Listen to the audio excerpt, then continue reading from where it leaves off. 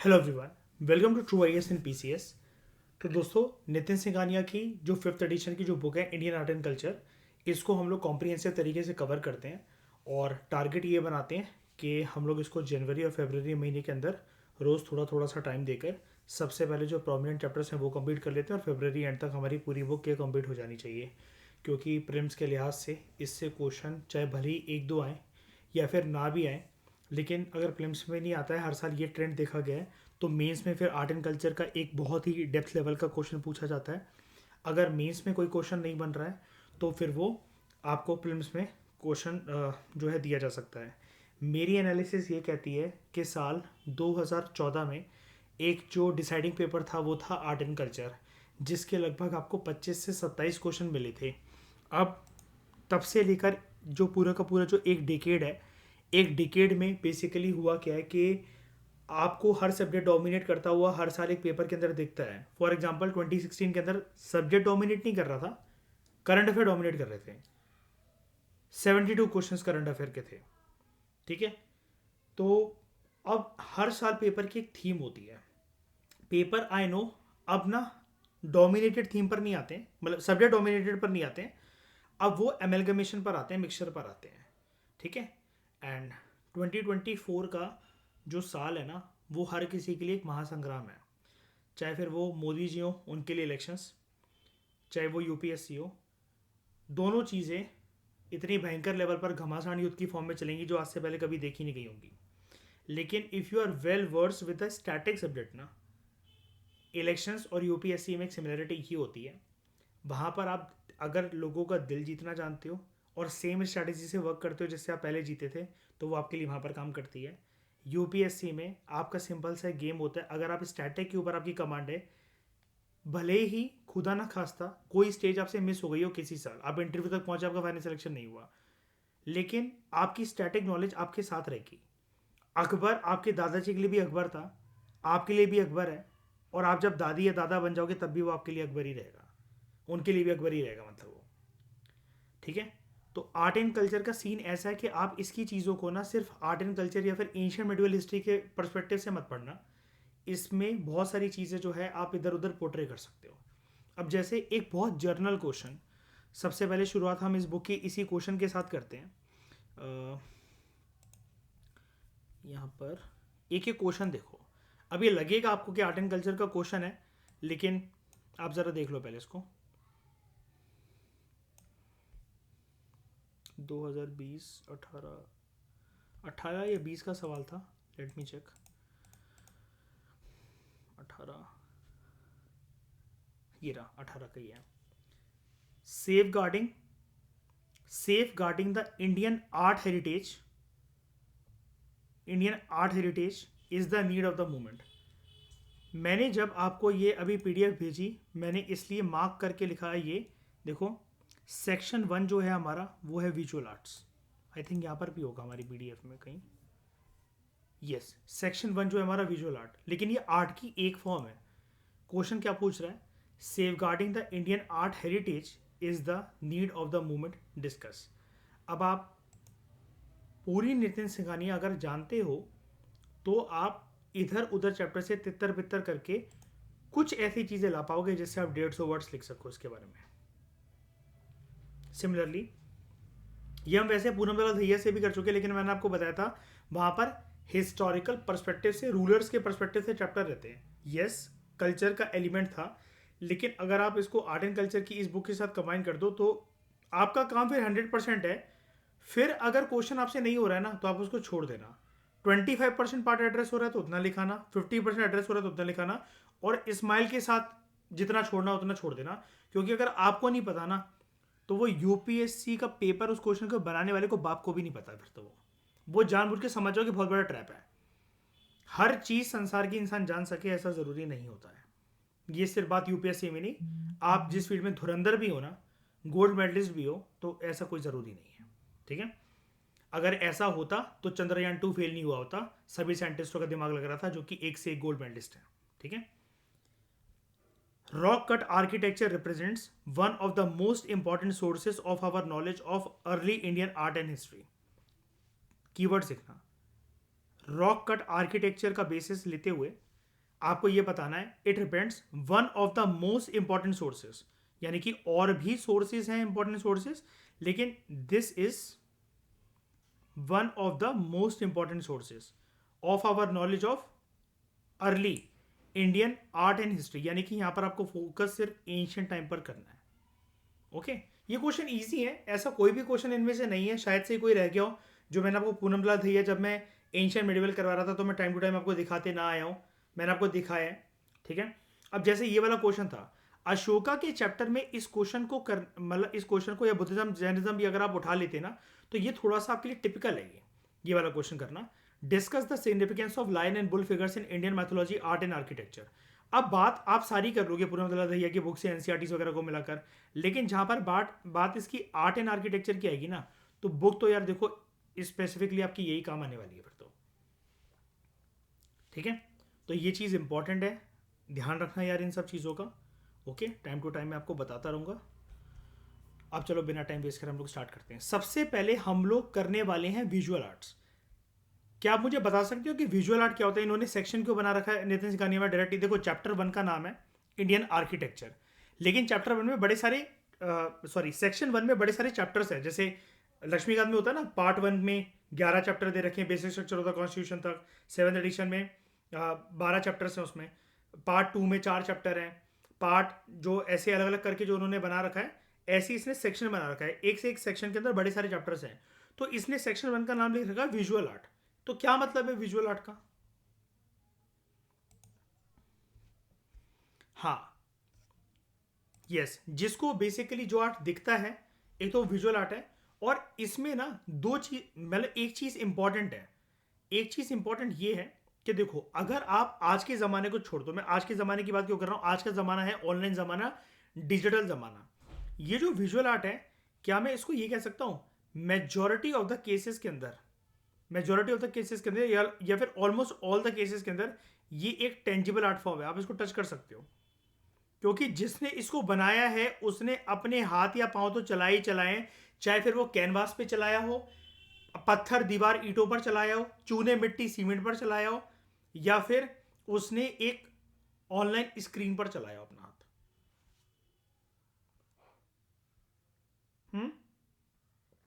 Right, ये एक visual art है। विजुअल आर्ट जो आप देख सकते हो, राइट, इतना चीज पता है आपको? अब यहां पर ना इस टॉपिक को स्टार्ट कराने से पहले देखो, हम लोगों को हमेशा हर सब्जेक्ट में थोड़ा सा प्रो बनना है, प्रो लेवल का बनना है, जो कि बाकी लोग नहीं सोच रहे हैं, तो हाँ वो हमें सोचना है। ठीक है, तो इसके लिए मैं आपको एक चीज बताना चाहता हूं। अगर आप ये विजुअल आर्ट में एक चीज, विजुअल आर्ट में अगर आप एक चीज ऐड अगर करना चाहते हो, श्रेया, आज के जमाने के हिसाब से शाइनी आप लोग मुझे ये बताइए जरा कि विजुअल आर्ट सबसे एपिक्स फॉर्म में अभी कहां पर है, किस फॉर्मेट के अंदर है? उससे भी ज्यादा गेस मार के देखो, फिर मैं बताऊंगा आपको।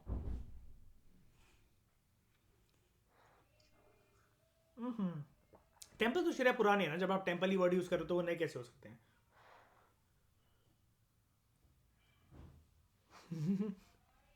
ओटीटी प्लेटफॉर्म है। देखो, इसके लिए आप आंसर लिख लो जरा।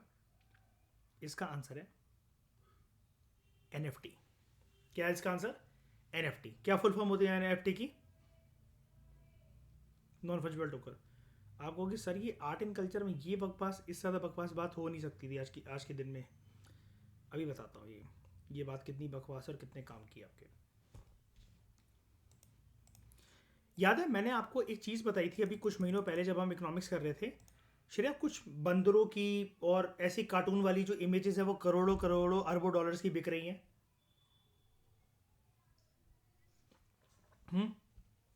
बताया था मैंने ये वाली बात। अब देखो क्या है, यहाँ पर आप लोग एक चीज़ समझना, ठीक है? फिर उसके बाद हम कन्वेंशनल फॉर्म से, जैसे सारे बच्चे आर्ट एंड कल्चर करते हैं यूपीएससी के, फिर हम उनके हिसाब से करेंगे। उनके साथ तो लेवल हमें अच्छा बनाना ही है, हमें कुछ अल्ट्रा प्रो मैक्स वाली बातें भी करनी है। वो क्या है, देखो, एक है, जैसे ये मैं आपको बता रहा हूँ मैं, एनएफटी, ठीक है, नॉन फंजिबल टोकन।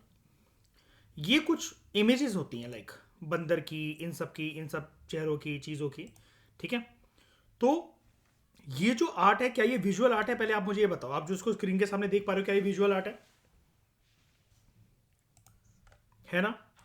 अब जैसे अगर आप यहाँ पर जाओगे तो एक NFT का प्राइस अगर आप एक जान के देखो तो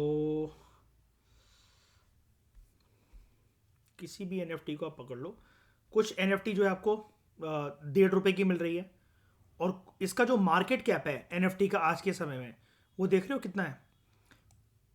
1, 10, 100, 1000, 10,000 लाख, 10 लाख करोड़, ठीक है। और ये रुपीज़ में यहाँ पर लिखा हुआ है, लेकिन ये एक्चुअली डॉलर्स में चलते हैं, क्योंकि एक एक पेंटिंग भी मैंने आपको बताया था, ये सिर्फ एक बंदर की फोटो देखना, NFT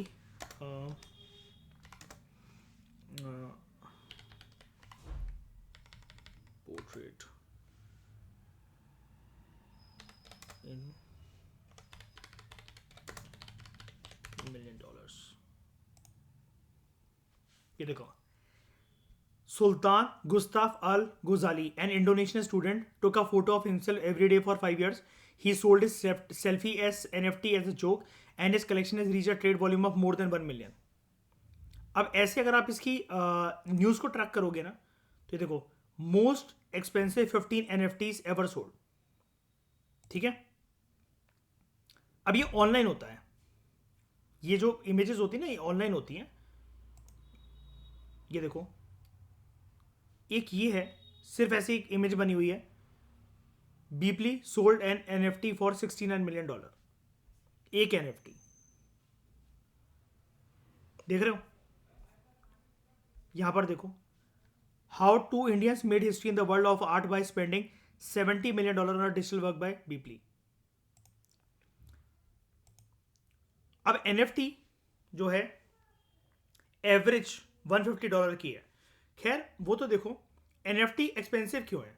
NFT इसलिए एक्सपेंसिव होती है बिकॉज आपको पता है ना कि जब आप ऐसी कोई चीज जो NFT जिसको आप कहते हो, उसका कभी भी संसार में कोई और रेप्लिका नहीं हो सकता, हाँ या ना?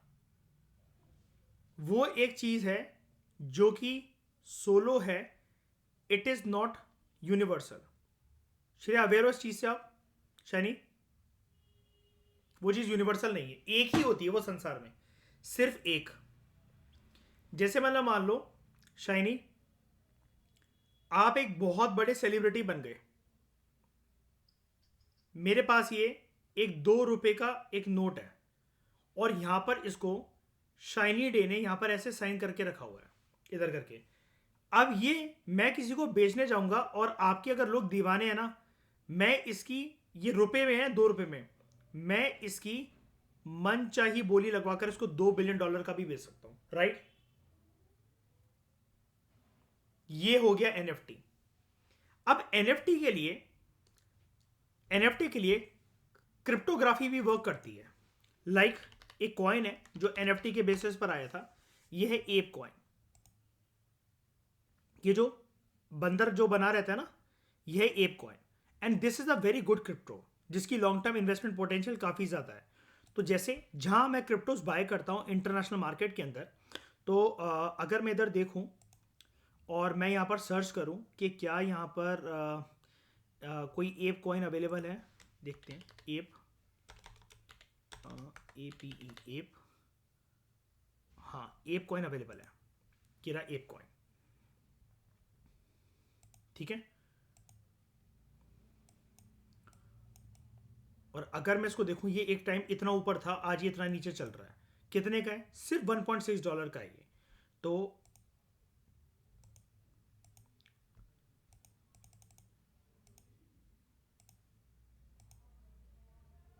मैं इसके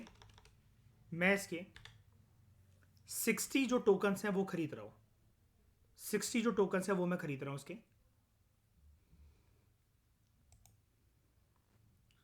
बॉट मेरे पास आ गया, अभी आ जाएगा, यस मेरे पास आ गया ये अभी एप कॉइन, जिसको मैं होल्ड करके रखूंगा, ठीक है। 60 कॉन्ट्रैक्ट्स, मतलब 60 मैंने टोकन्स जो है मैंने खरीद लिए हैं, और अभी जो है मेरा इसके अंदर $0.17 का लॉस चल रहा है।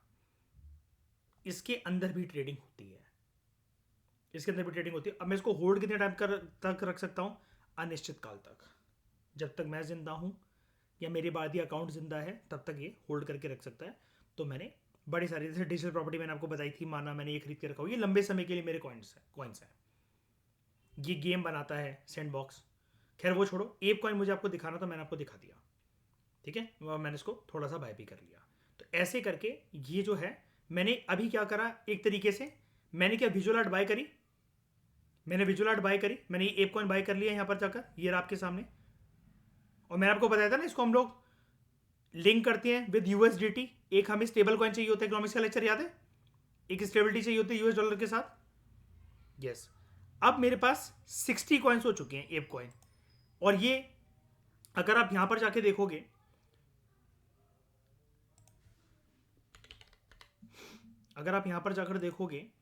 तो जो एप कॉइन है, इसकी मार्केट बड़ी अच्छी है। यहां पर आप ऊपर देखना हाई लिखा आएगा, ये गया था हाई 19.9 का। ठीक है, और मैंने 60 खरीद रखे हैं, तो 60 है अभी, वो एक के समथिंग अराउंड चल रहा है। अगर वो कल को 20 रुपए का हो जाता है तो ये मेरा होगा $1200 का प्रॉफिट। और यूएसडीटी बिकता है लगभग 90 रुपए में, जो मैंने आपको P2P करके दिखाया था। मेरा अगर ये बुल रन 2025-26 तक अगर मैं सिर्फ इसको होल्ड कर लेता हूं, सिर्फ 2 साल, आज मैंने आपके सामने बाय करा है, इसका कभी फ्यूचर में मैं आपको बताऊंगा कि क्या चलता है, क्या चल रहा है, क्या नहीं चल रहा है इसका। ये मुझे 1,08,000 का प्रॉफिट देकर जाएगा, अगर सिर्फ ये 20 रुपए तक का भी हो जाता है, सिर्फ 20 रुपए तक का हो जाता है। और ये मार्केट बहुत बड़ी है, अगर आपने देखा ये $100 का हो जाता है अगर ये, और मेरे पास 60 होल्ड है। ठीक है, 60 होल्ड है, और 90 से अगर मैं इसको यूएसडीटी करूं और मैं इसको होल्ड कर लेता हूं 2-3 साल के लिए, मेरा है 5,40,000 रुपये प्रॉफिट। ठीक है, ये होती है जो करी जाती है इस तरीके से इन्वेस्टमेंट। ठीक है, अब ये मैंने आपको दिखा दिया, मैंने भी आपको विजुअल का आर्ट के अंदर कैसे इन्वेस्ट करते हैं, क्या करते हैं, लाइव करके दिखा दिया बिल्कुल। अब आ जाओ वापस।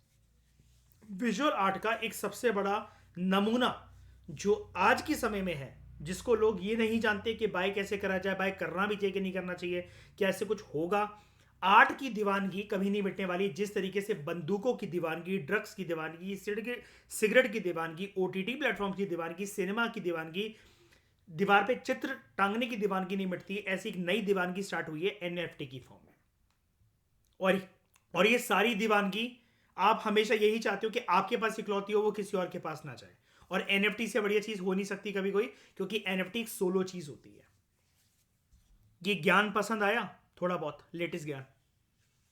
और अगर आपको इसके ऊपर शंका हो ना कि आप ये क्या बोल गए, आप 10 साल के यूपीएससी के पेपर चेक कर लो, क्रिप्टोग्राफी एनएफटी के ऊपर क्वेश्चन आ रखे हैं।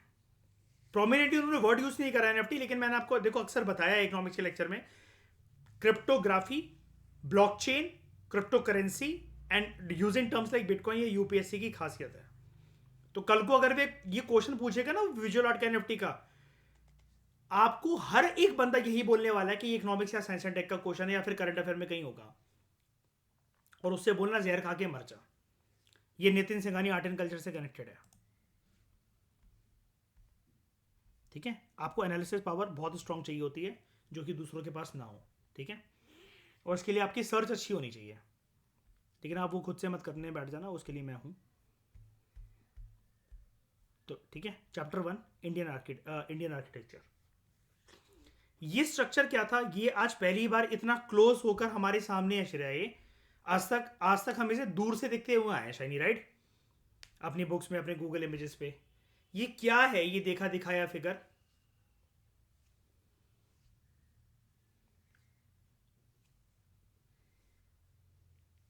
ये फिगर क्या है, एरिया नहीं पूछ रहा।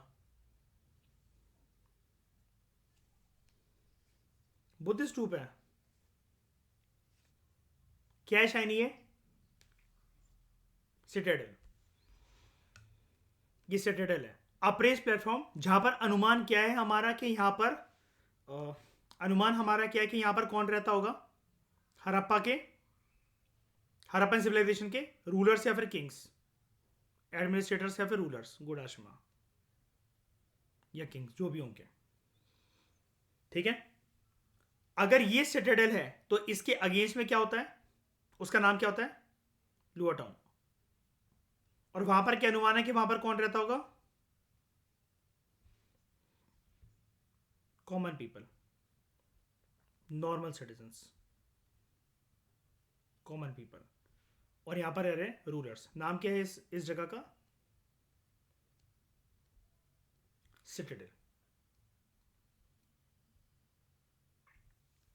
हड़प्पा की ऑलमोस्ट सारी सिटीज ऐसी दो पार्ट में डिवाइडेड है ना। एक एक साइड डिवाइडेड है जो जिसके तीन पार्ट हैं। अब वो कौन सी है? नहीं नहीं नहीं, चानुदारो नहीं, धौलावीरा।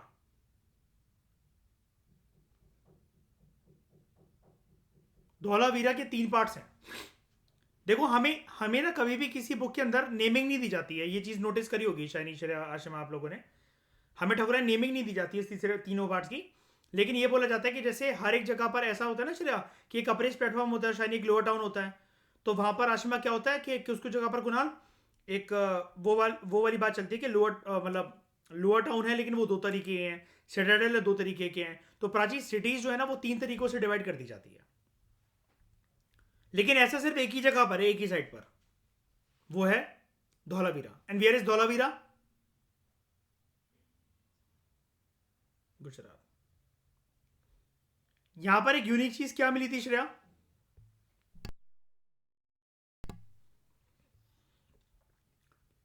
12 का है, बताओ अभी थप्पड़ मारना हमने। गलती नहीं होनी चाहिए। 10 लेटर्स का साइन बोर्ड। हम क्या, और इससे हमें पता क्या लगा जब हमने इस साइन बोर्ड को देखा? हमने क्या इंटरप्रिटेशन करी, मतलब हिस्टोरियंस ने क्या इंटरप्रिटेशन करी?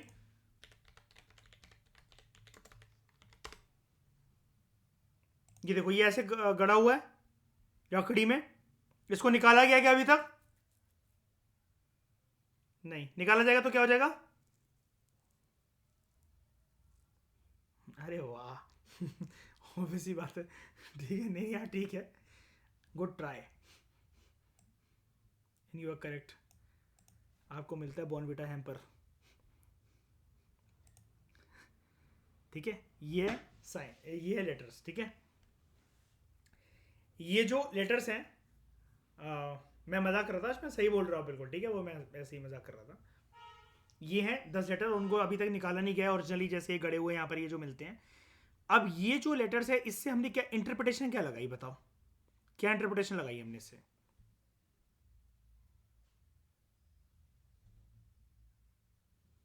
नहीं नहीं, ये नहीं, सिर्फ मैं इसकी बात पूछ रहा हूँ, इस धौलावीरा की इस फिगर से हिस्टोरियंस ने क्या अनुमान लगाया था?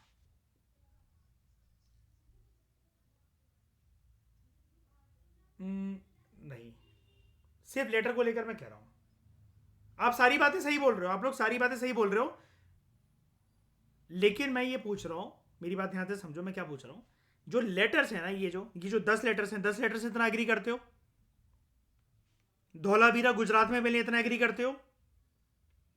इसके बेसिस पर हिस्टोरियंस ने क्या पता लगाया था? चलो एक मैं हिंट दे देता हूं। उन्होंने ये बोला था कि इंडस वैली सिविलाइजेशन सिर्फ इंडस तक सिमटा हुआ नहीं है, बहुत बड़ा सिविलाइजेशन धौलावीरा इस आईबीसी का पार्ट है। अब मुझे इसकी एक्सप्लेनेशन दो, कैसे?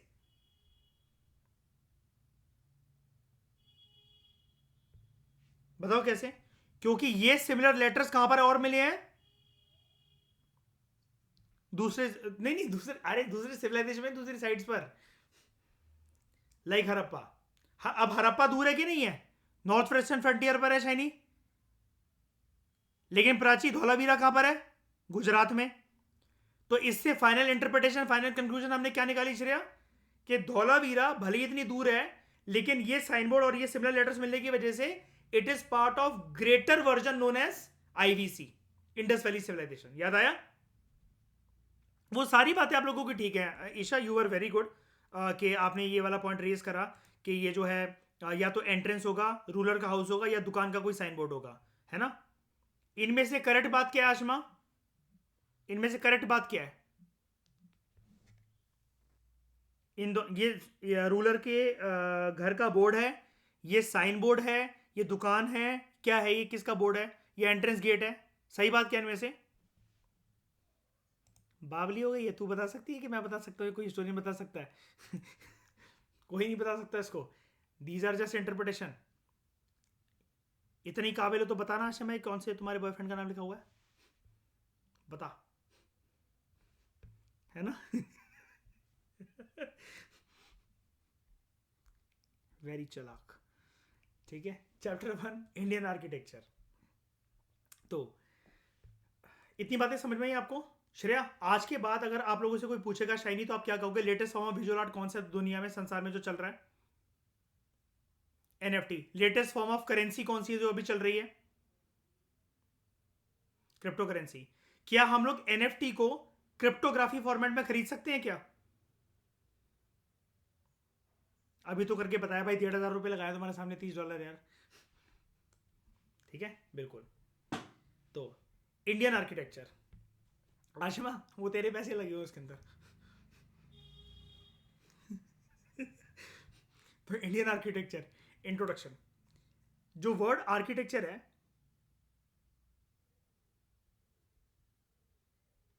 It is derived from the Latin word tekton, which means builder. Latin word क्या है इसका? टेक्टोन। टेक्टोन का मतलब क्या होता है? बिल्डर। वहां से वर्ड डिराइव हुआ आर्किटेक्चर। अब आर्किटेक्चर की जो सोच, समझ, बुद्धि या जो विज्ञान है, it came into existence when early humans started building shelters to live in. इसको जरा जस्टिफाई करना जरा, श्रेया या आशिमा कोई भी। कह रहा है विज्ञान जो है आर्किटेक्चर का, जो नॉलेज है, जो टेम्परामेंट है, वो तब स्टार्ट हुआ जब इंसानों ने गुफाओं में रहना शुरू करा, अपने घर वगैरह बना कर, कैसे भी करके। अर्ली ह्यूमंस ने, याद रखना, अर्ली ह्यूमंस ने। तो श्रेया जस्टिफाई करना जरा इस लाइन को, कैसे जान सकते हैं हम ये? Very good. पेंटिंग्स करते थे। और ये भी बता दो मुझे कि पेंटिंग्स वो क्यों करते थे गुफाओं की दीवारों पे? प्राची, कभी सुना आपने हिस्ट्री में या ऐसा कुछ? हाँ, तो क्यों करते थे?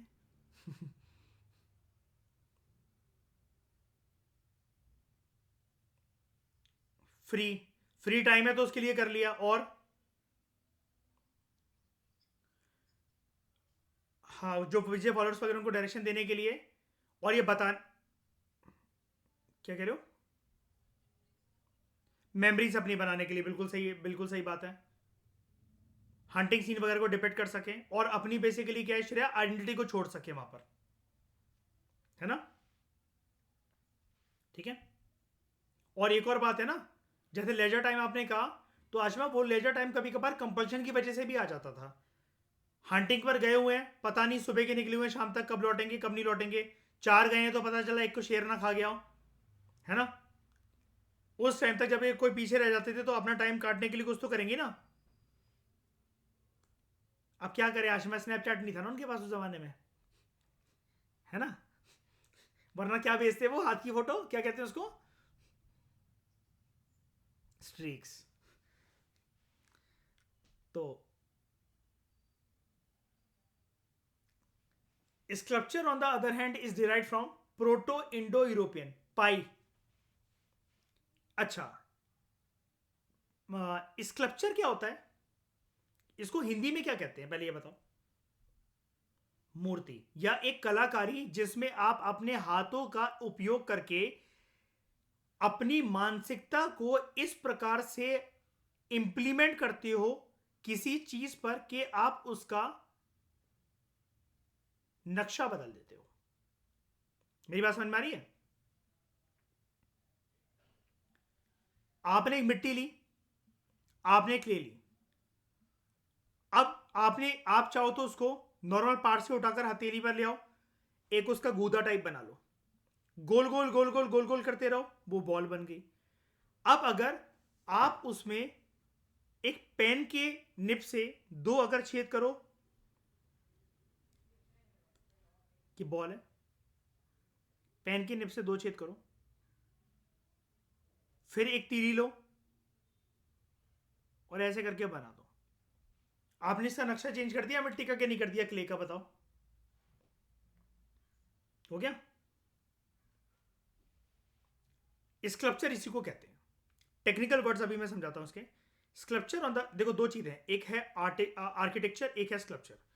तो आर्किटेक्चर अभी आपको वैसे समझाया नहीं गया, अभी सिर्फ आपको इतना बताया गया है कि ये इसके रूट हमारे पास बहुत पुराने हैं। इंसान जब से मानव सभ्यता इवॉल्व हुई है, जब से इंसान इस पृथ्वी पर है, तब से आर्किटेक्चर उनके साथ है, स्कल्पचर भी उनके साथ है। स्कल्पचर जो है it is derived from proto Indo European root word kel, जबकि आर्किटेक्चर कौन से वर्ड से डिराइव हुआ है? टेक्टोन। उसका मतलब क्या होता है? बिल्डर। और केल का मतलब क्या है? To bend. जो आर्किटेक्चर है वो लैटिन वर्ड से डिराइव हुआ था, और ये प्रोटो इंडो यूरोपियन। ये प्रोटो इंडो यूरोपियन से कंफ्यूज मत हो जाना। मेरी एक बात याद है आप लोगों को, हालांकि अभी आप लोगों में से किसी ने भी सोशियोलॉजी का लेक्चर लिया नहीं है मेरे साथ, लेकिन एक बात आपको क्लियर है। मैंने आपको हिस्ट्री की क्लासेस में बताया था शाइनी, जब हम ये पूनम दलाल दहिया कर रहे थे, ऑलमोस्ट एंड पर थे हम लोग, एंड की चैप्टर्स पर थे। श्रेया, मैंने आपको बताया था लैंग्वेजेस की फैमिली होती है, जिसको हम सोशियोलॉजी जब करेंगे तब मैं आपको बताऊंगा ना। ऑस्ट्रेलियन फैमिली होती है, यूरोपियन फैमिली होती है, एशियाटिक फैमिली होती है, लैंग्वेजेस की फैमिली होती है, द्रविडियन फैमिली। उसके अंदर बड़ी सारी लैंग्वेजेस आती हैं। जैसे याद करो श्रेया उस चीज को, मैं आपको नमस्ते लंदन का अक्षय कुमार के डायलॉग बता रहा था ना, जब वो कैटरीना कैफ की जिस लड़के से शादी होने वाली होती है उसके दादा को ज्ञान देता है, जब वो इंडिया का मजाक उड़ा रहा होता है कि अंग्रेजी के बड़े सारे शब्द संस्कृत से लिए गए हैं। मात्र बिकम्स मदर, मदर, भ्रातृ बिकम्स ब्रदर, जामित्री जामित्री बिकम्स ज्योमेट्री, एंड त्रिकोणमति बिकम्स ट्रिग्नोमेट्री। याद आया अब? तो संस्कृत और यूरोपियन लैंग्वेजेस में लिंक है, एक ही फैमिली के पार्ट हुए, इसका मतलब अगर बोरो करे जा रहे हैं तो बिल्कुल ठीक है। भ्रातृ ब्रदर, मातृ मदर, जामित्री ज्योमेट्री, त्रिकोणमति trigonometry, which means to bend. Sculptures जो होते हैं, अब क्या होता है इसको समझो, they are small works of art, लेकिन ये जरूरी नहीं है। बहुत बार जैसे आशमा, रजौरी गार्डन, टैगोर गार्डन का मेट्रो पिलर स्टेशन देखा है? वहां पर हरक्यूलिस जैसे दो फिगर बना रखे हैं मार्बल के, उन्होंने नोटिस करा कभी? हम्म बंदों के साथ घूमते हो तो इधर उधर भी देख लिया करो, पता है? ठीक है। स्कल्पचर जो होते हैं they are small work of art. जरूरी नहीं है ऐसा, बड़ी बड़ी मूर्ति की शेप भी हो सकती है, ठीक है। इधर हैंडमेड और विद टूल्स, या तो हाथ से बने हुए या फिर किसी टूल से। एंड दे, अब ये टूल वाली बात ही ऐसे आगे, जैसे जैसे साइंटिफिक प्रोग्रेस होती चली गई ना, टेक्नोलॉजिकल प्रोग्रेस होती चली गई, तो अलग अलग टूल यूज कर करके हम लोग ये कर सकते हैं, वाला काम कर सकते हैं। जैसे आजकल एक चीज शुरू हुई है, आपको पता है, आप जिस भी तरीके की कोई चीज बनाना चाहते हो, जिस भी तरीके की कोई चीज बनाना चाहते हो, एक मूर्ति की फॉर्म में, एक टॉय की फॉर्म में, ये ऑटोमेटिकली बन जाएगी। आपने लेजर आर्ट का नाम सुना है? उस लेजर आर्ट की टेक्निक की मदद से आजकल केक बनते हैं। नाम दूं उसका मैं प्रॉपर, क्या कहते हैं उसको? इसका नाम तो सुना ही होगा श्रेया, शाइनी, 3D प्रिंटिंग या 3D, 3D एक और नाम होता है इसका, 3D लेजर आर्ट। ये 2020 का क्वेश्चन था यूपीएससी का। लेट मी चेक, ये यूपीएससी का ही था आई थिंक, या मैंने इसको एमपीपीएससी में दिया, मुझे नहीं पता। 3D laser UPSC prelims question,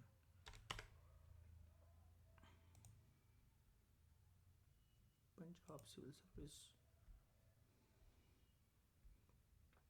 3D laser नहीं,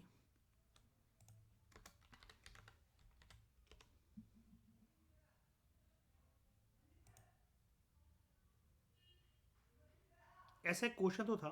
उसके अंदर स्टेटमेंट की फॉर्म में कहीं ना कहीं वो होगा, वो क्वेश्चन ऐसा नहीं होगा कि statement of 3D laser printing, लेकिन मुझे अच्छे से याद है वो 2020 का क्वेश्चन था, आया तो था।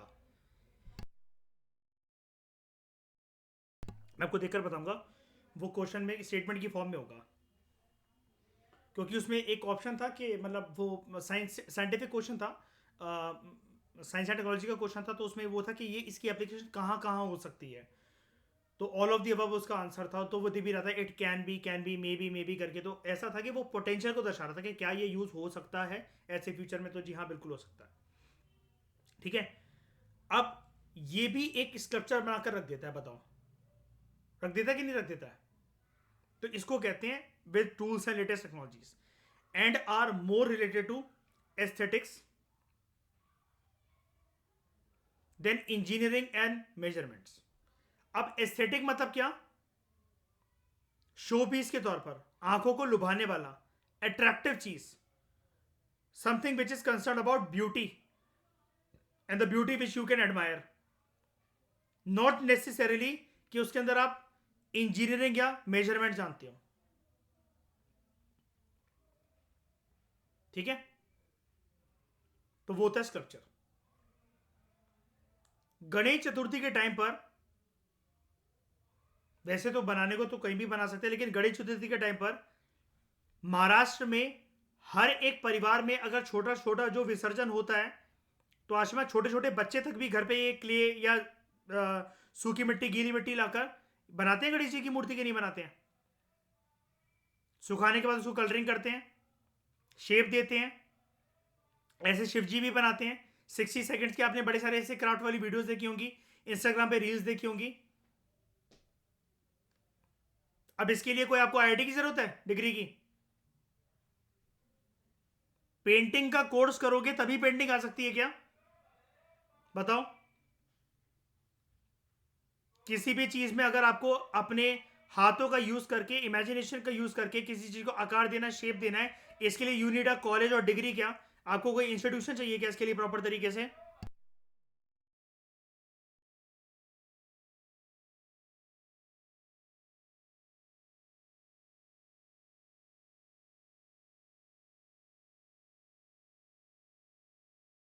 तो it is related to aesthetics than engineering and measurements. ठीक है, अब हम डिस्कस करते हैं कि आर्किटेक्चर स्ट्रक्चर में फर्क क्या होता है। हम लोग कुछ पॉइंट के बेसिस को यूज करेंगे। एक है सबसे बड़ा, इसका size and scope. Architecture refers to the design and construction of buildings. ठीक है, architecture refers to the design and construction of buildings. Structure जो है they are relatively small 3D works of art.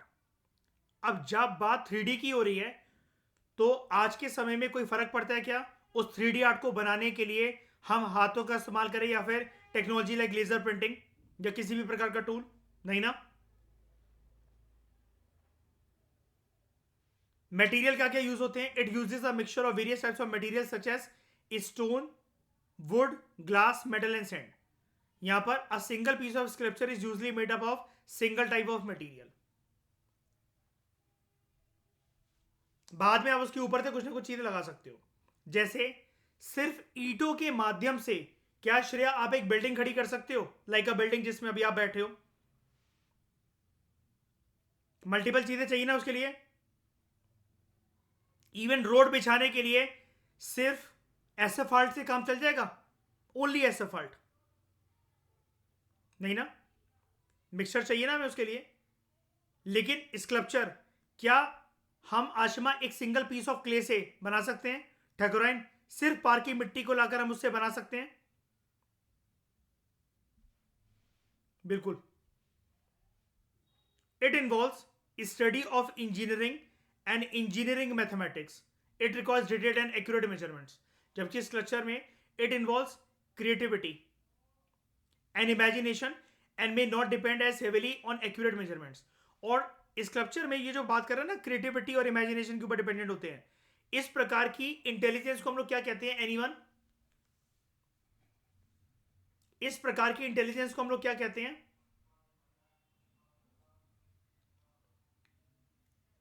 Creativity और imagination वाली intelligence को क्या कहते हैं? जैसे ये ना हमारे पास श्रेया क्या होता है, साइकोलॉजी बोलती है बहुत अलग अलग प्रकार की इंटेलिजेंस होती है हमारे पास।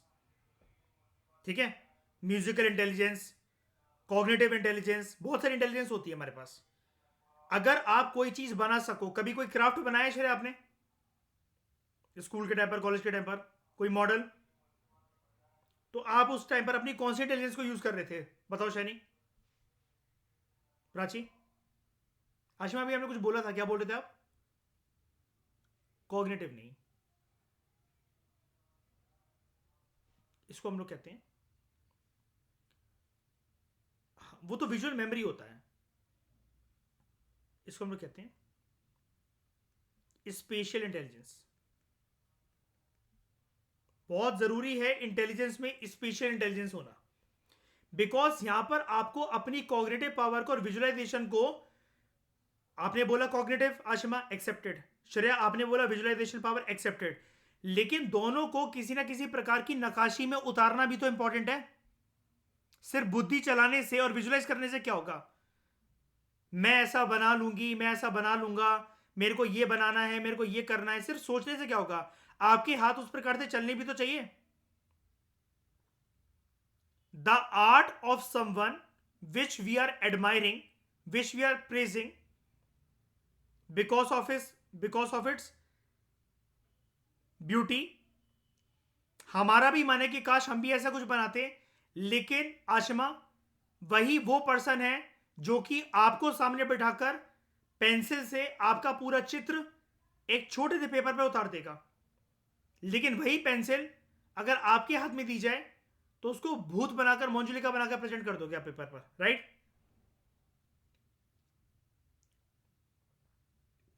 है ना? अब नहीं बोलेगी। तो ये चीज होती है आपकी स्पेशल इंटेलिजेंस। अच्छा, special intelligence, Shreya can you imagine कि स्कल्प्टर्स के अलावा, स्कल्प्टर समझ रहे हो ना, मैं उसको बोल रहा हूँ, मूर्तिकार को बोल रहा हूँ मैं स्कल्प्टर। स्कल्प्टर जो आकृति बनाता है उसको स्कल्पचर कहते हैं, ओके?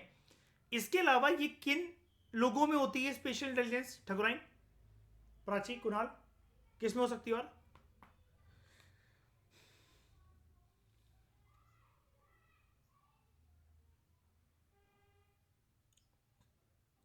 उसकी कला, हाँ ठीक है, एक्सेप्टेड। ए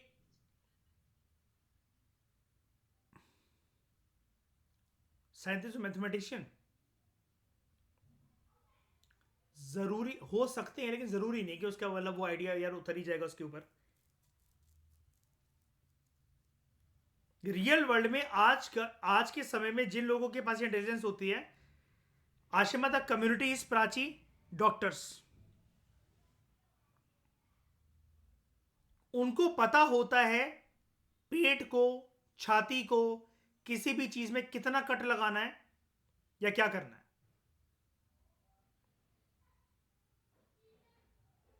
है कि नहीं? किस जगह पर कट मारना है, कितना मारना है, कितना इलाज करना है, कितने टाके आएंगे, उनको सब पता है।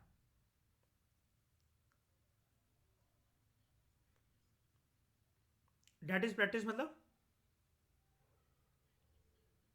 तो ये क्या, जो पेंटर्स होते हैं, जो मूर्तिकार होते हैं, वो क्या मम्मी के पेट से वो निकलते हैं? एप्टीट्यूड तो बहुत इंपॉर्टेंट होता ही है हर चीज के लिए। एप्टीट्यूड की नर्चरिंग तो हर चीज के लिए इंपॉर्टेंट होती है। दुनिया में, पृथ्वी पे ऐसी कोई चीज ही नहीं है, मुझे प्रूव करके दिखा दो, जो कोई मम्मी के पेट से लेकर पैदा हुआ हो और वो बिना पॉलिश करे उसको, उसके अंदर वो महारत हासिल करी हो उसने। एप्टीट्यूड जिसको हम लोग प्रैक्टिस आम भाषा के अंदर बोलते हैं ना, practice makes a man perfect, वो एक्चुअली होता है आपका एप्टीट्यूड, जो कि आपकी हिडन पोटेंशियल होती है, उसके लिए you require training, you require practice. तब वो एप्टीट्यूड आपका बन जाता है along with training and practice your attitude, and your attitude is your personality characteristic, जो कि आपकी मतलब आपकी स्किल में दिखता है, वो बेसिकली आपकी पहचान बनता है। जिंदगी में किसी एक ही काम से जाने जाओगे ना, जैसे प्राची, यू आर कॉन्स्टिट्यूशन की गुलाम, है ना, वकील हैं आप कॉन्स्टिट्यूशन को बहुत अच्छे से पहचानते हैं, सारी धाराएं जानते हैं, है ना? अब वो चीज आपके लिए है कि you belong to that field. अगर आप इसको बहुत अच्छे से नर्चर करो तो आप राम जेठमलानी तक के लेवल के लिए एक वकील बन सकते हो, है ना? ये चीज होती है। अब मैं अगर उस लेवल पर अभी आना चाहूंगा तो वो ये चीज होगी कि यस, वो मतलब मेरे को उस चीज के लिए क्यूरियोसिटी और एंथुसियाज्म हो सकता है, लेकिन मैं उतना टाइम मुझे आपसे ज्यादा देना पड़ेगा, बात यह है।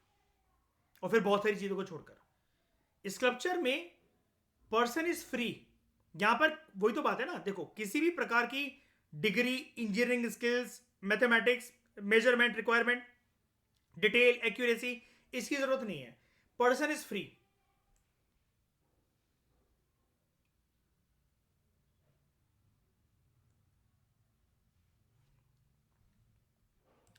जैसे आप उसको देखो, क्या कहते हैं, जो कैनवास पेंटिंग करते हैं जैसे लोग, वो पहले पूरे के पूरे आश्रम में कलर्स बिछा देते हैं उस पर, and then they portray their imagination on that. लेकिन यहां पर याद रखना कि हम सिर्फ इसके अंदर बात कर रहे हैं पहले सिर्फ मूर्तियों की। इसके एग्जाम्पल क्या है? आर्किटेक्चर का बेहतरीन नमूना है ताजमहल और रेड फोर्ट। इसके लिए बहुत डिटेल, एक्यूरेसी वगैरह सब कुछ चाहिए कि नहीं चाहिए, मतलब करी गई थी कि नहीं करी गई थी? ताजमहल किसने बनवाया था? किसने, किसके लिए? मुमताज के लिए, है ना?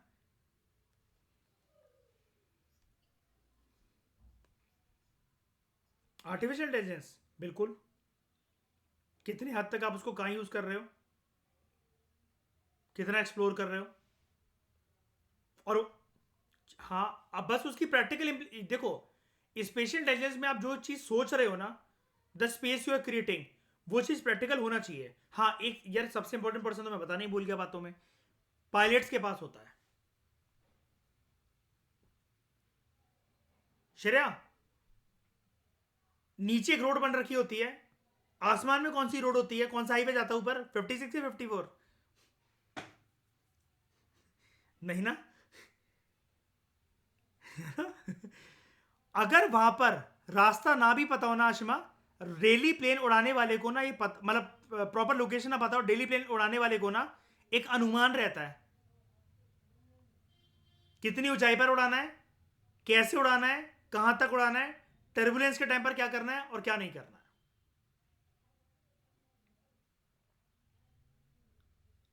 उनके पास होती है स्पेशल इंटेलिजेंस। पायलट का सबसे बड़ी रिस्पॉन्सिबिलिटी क्या होती है? सबसे ज्यादा एक पायलट किस चीज का ध्यान रखता है सबसे ज्यादा?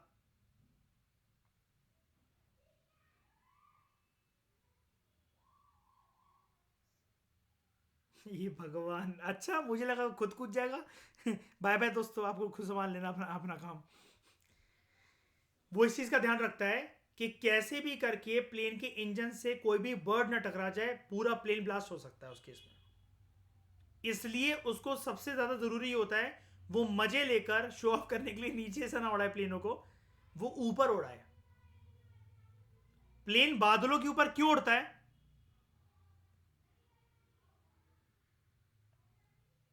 एवियन स्पीशीज ना मिले वहां पर, इस वजह से। उड़ने वाले, समझ रहे हो श्रेया? उनमें होता है स्पेशल इंटेलिजेंस, और ये इंपॉर्टेंट है यार, ये वाला टर्म, ठीक है? उसके बाद स्कल्पचर क्या है? नटराज इमेज और डांसिंग गर्ल। कौन सी डांसिंग गर्ल? किसकी? जैकलिन फर्नांडिस की बात हो रही है यहां पर? कहां मिली थी? ब्रॉन्ज डांसिंग गर्ल कह जो मिली थी। मोजोडारो से, ठीक है। कितनी बड़ी है वो लड़की? हाँ, हैंड भी नहीं, हथेली। छोटी सी है, याद है ना?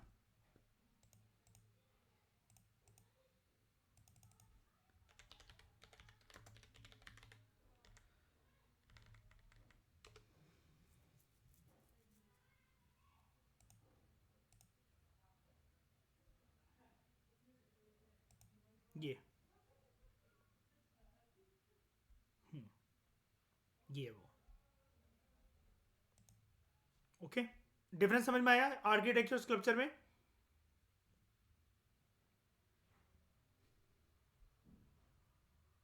अब हम बात करते हैं इंडियन आर्किटेक्चर की। जो कहानी है इंडियन आर्ट और आर्किटेक्चर की, ये कहानी एक्चुअली इवोल्यूशन की कहानी है। मैंने आपको बताया, भारत की अगर हम लोग बात करें, जब से कोई भी इंसान प्राचीन भारत के इतिहास से लेकर अभी तक जो चला आ रहा है, इसका मतलब उसके साथ साथ आर्ट एंड आर्किटेक्चर या जो इसका जो ट्रेडिशन है स्कल्पचर का, ये चला आ रहा है। तो from ancient Indian Indus valley civilization to British rule, buildings और स्कल्पचर्स, इनकी अपने आप में खुद की कहानी है। बड़े सारे एम्पायर इमर्ज हुए, बड़े सारे एम्पायर ध्वस्त हुए, फॉरेन रूलर्स ने इन्वेड करा भारत को, धीरे धीरे करके उन्होंने अपने कल्चर को इंडिजिनियस कल्चर का, भारत के कल्चर का पार्ट बनाया,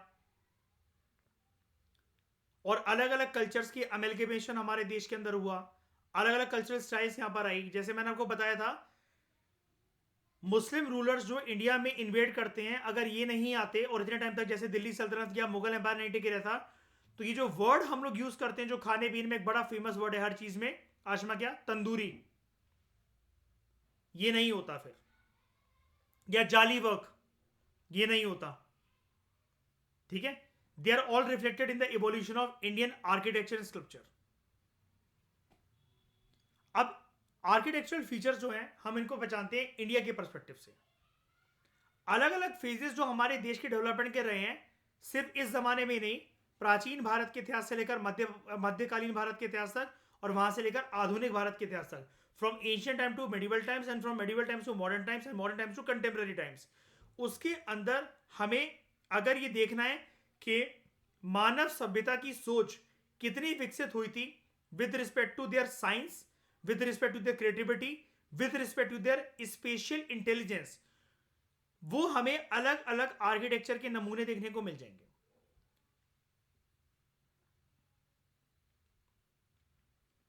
शाइनी, कोलकाता की सड़क ज्यादा बढ़िया तरीके से बनाई गई है या फिर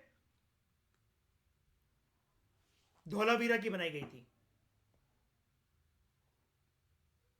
कोलकाता की। अब ये जो जमाना है और वो जो जमाना था, दोनों अलग हैं। धीरे धीरे करके इंसान जो है उसने चीजों को बेटर करा, राइट। कैमरे वाले जब फोन चलना स्टार्ट हुए थे आशमा, तब ज्यादा बेटर पिक्चर आती थी, अब आती है कैमरों से।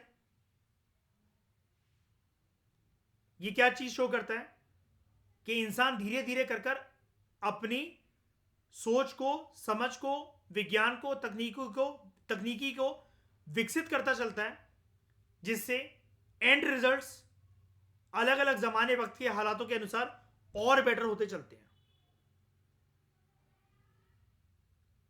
हाँ या ना?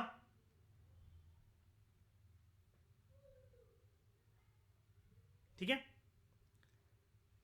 आर्किटेक्चर स्ट्रक्चर जो होते हैं, अगर एक रीजन में होते हैं, they also reflect the inclination of the society towards इस कल्चर एंड ट्रेडिशन। अलग अलग जो आर्किटेक्चर स्ट्रक्चर्स होते हैं, आपको जो एक पर्टिकुलर रीजन में मिलते हैं, वो ये दिखाते हैं लोगों की पक्का कुछ ना कुछ सोच, लगाव उस कल्चर से, उस ट्रेडिशन से रहा होगा एसोसिएटेड, तभी ये स्ट्रक्चर, ये स्कल्पचर यहां पर हमें देखने को मिलता है।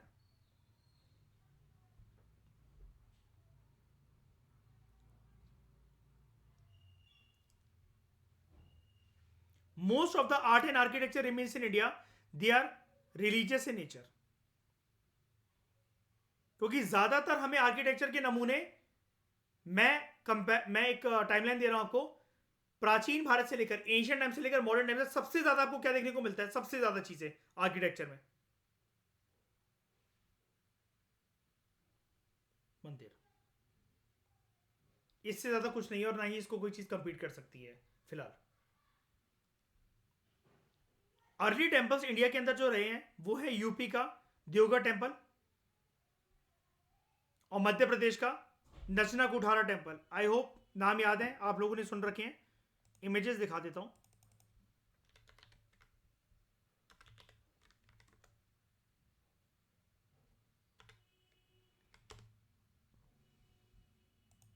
इसको दशावतार टेम्पल भी बोलते हैं। ठीक है।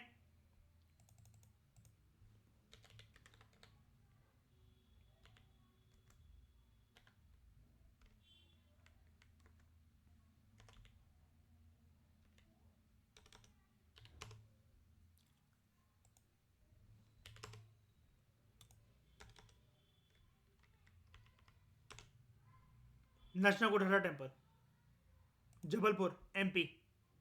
ये है 6 क्लास की एनसीईआरटी में भी दे रखा है और ऑलमोस्ट हमने हर जगह इसको डिस्कस करा है। तो they are simple in structure. बताओ ये सिंपल है कि नहीं है? ये है एक इधर आपका ये नचना कोठारा एमपी का, और ये आपका दशावतार देवगढ़ टेम्पल। सिंपल है, ठीक है। रॉक कट स्ट्रक्चर जो है इंडिया के अंदर, they exhibit an impressive piece of ancient Indian art. और सबसे ज्यादा रॉक कट स्ट्रक्चर्स किसने बनवाए प्राचीन भारत में? अशोका ने। In the form of pillars. और पिलर्स के साथ साथ सेकंड बेस्ट उसका जो था वो था रॉक कट एडिक्ट्स। याद है ना Shreya? Major pillars, minor pillars और रॉक कट एडिक्ट्स। इसके अलावा जो केव्स हैं इंडिया के अंदर, they are linked with different religions and present the architectural differences between different styles.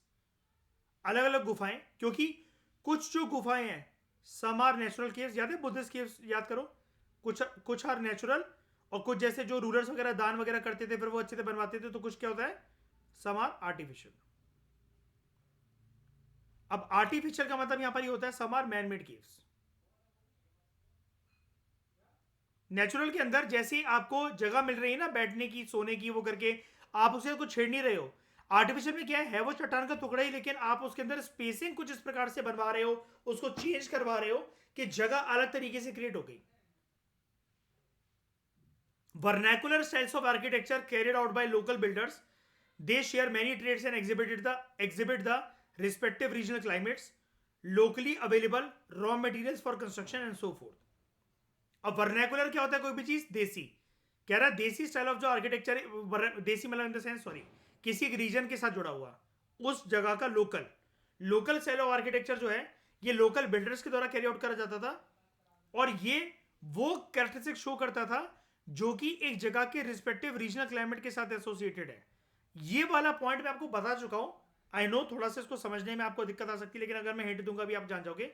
मैंने आपको बताया था जो पहाड़ों पे जो टेम्पल जो बनाए जाते थे उनके अंदर इस प्रकार की शेप होती थी, लाइक हिमालयन आर्ट। याद है मैंने आपको बताया था? इसका रीजन क्या होता था कि जो बर्फ है वो इस वी शेप के ऊपर गिरे और यहां से धसक जाए नीचे, इधर आई स्लाइड करके नीचे गिर पड़ी, वो नीचे धस गई। अगर क्योंकि हम ऐसा नॉर्थ इंडिया, ये साउथ इंडिया जैसा अगर कोई स्ट्रक्चर क्रिएट करने की कोशिश करेंगे, यहां पर बर्फ जमा होती चलेगी, वजन इतना कर देगी कि छत नीचे गिर जाएगी। अब ऐसा रूफ क्या स्टाइल मारने के लिए बनाया गया? नहीं, वो उस जगह का रीजनल क्लाइमेट की बेसिस पर डिमांड थी, नीड है, नेसेसिटी है। डिमांड क्या थी? नेसेसिटी है। फिर एक टर्म यूज कर रहा है राइटर आपके लिए, iconography. It is the identification of images based on certain symbols and mythological stories associated with them.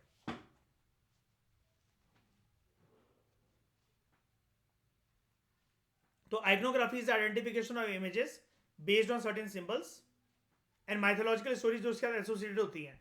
ये हमें कहां देखने को मिलता है? अगर ये टर्म को अगर मैं रियल में देखना चाहूं,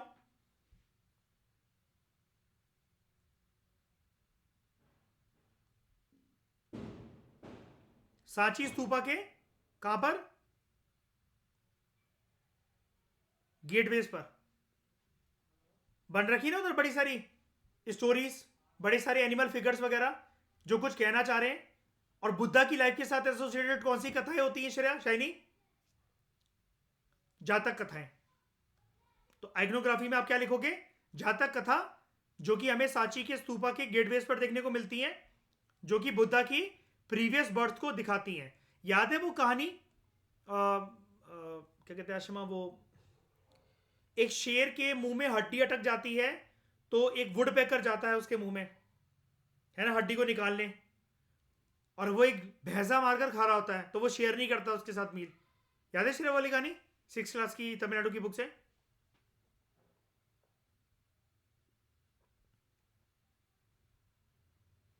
ancient temples of UP, like Deogarh temple, Dashavatar temple, एक ही नाम है।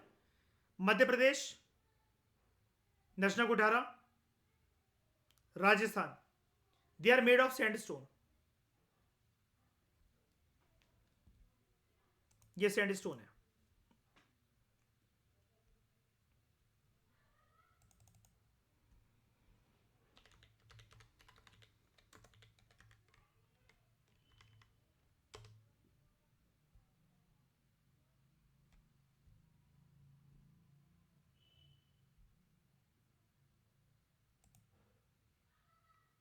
अच्छा हाँ, राजस्थान का हम वो ले सकते हैं ना। ये माउंट आबू वाला वो कौन सा टेम्पल है वो जैनिज्म का, क्या नाम था उसका?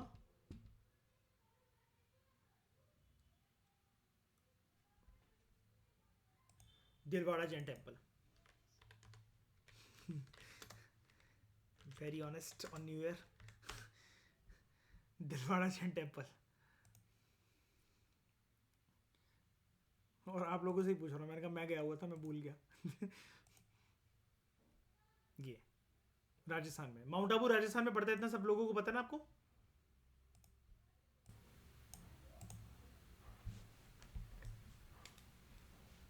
ठीक है, तो Deogarh was built in early 6th century CE, AD में बना है। ओके, टेम्पल्स जो है छोटे छोटे डायमेंशंस के, they have also been constructed over a period of time. A unique form of architecture also developed in the hills of Kumaon, Garhwal, Himachal. ये कैसा? ये वाला, जिसमें रूफ जो है वो पॉइंटेड है, पॉइंटेड के साथ साथ स्लांटिंग है, ताकि बर्फ यहां पर गिरे तो खिसक जाए। A strong Gandhara influence can be seen in Kashmir due to its proximity to Taxila and northwest frontier. क्योंकि गांधारा आर्ट कहां से एसोसिएटेड है? अफगानिस्तान, बाहर से। अब अफगानिस्तान बताओ जरा किसके पास है?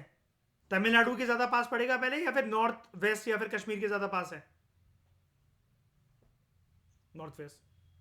तो जो जगह जिसके ज्यादा करीब होगी वहीं पर लोगों का टेस्ट प्रेफरेंसेस और ये सब डेवलप होगा कि नहीं होगा? ये चीज है।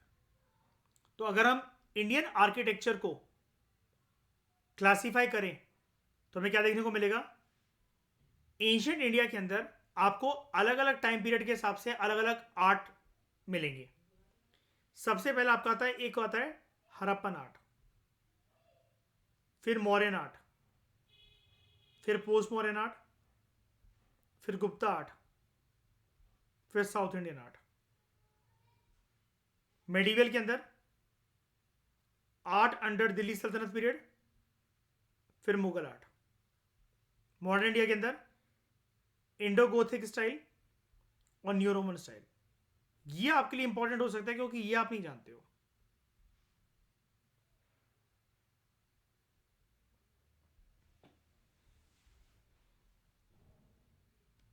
दिल्ली को किसने बनाया था in terms of architecture? Britishers के टाइम की बात कर रहा हूं मैं। दिल्ली का निर्माण किसने करा है? कौन से आर्किटेक्ट ने?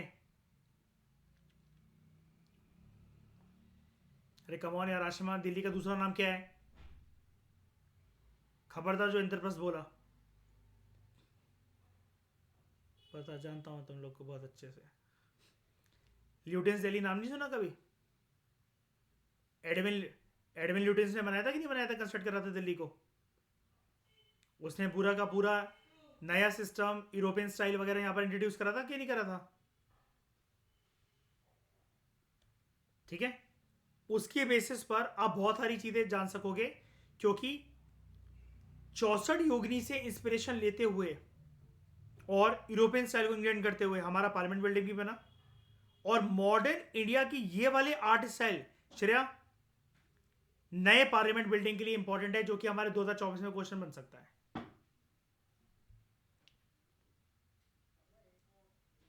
इसलिए मैंने इसके स्टार मार्क लगा के बोला कि ये देखो, ये सब तो आप यार वैसे भी अलग अलग जगह से पढ़ोगे तो आपको कोई ना कोई सोर्स वगैरह मिल जाएगा इसका पूरा मतलब दहिया वगैरह। आपने इसमें तो क्या नहीं सुन रखा बताओ? हड़प्पन आर्ट आप जानते हो, मॉडर्न आर्ट आप जानते हो, पोस्ट मॉडर्न आप पढ़ ही चुके हो, Gupta, south Indian art, Delhi सब ये संगम लिटरेचर वगैरह, ठीक है। फिर चोलाचेरा पांड्या, फिर दिल्ली सल्तनत, मुगल आर्ट, आप सब जानते हो, लेकिन आपने ये नहीं सुन रखा है। ये हिस्ट्री की बुक्स में नहीं मिलेगा आपको, इंडो गोथिक और नियो रोमन, ठीक है। तो इस डिस्कशन में दोस्तों फिलहाल इतना ही। Thank you very much for discussion. Next lecture में हम बात करेंगे हड़प्पन आर्ट एंड आर्किटेक्चर के बारे में। Thank you very much.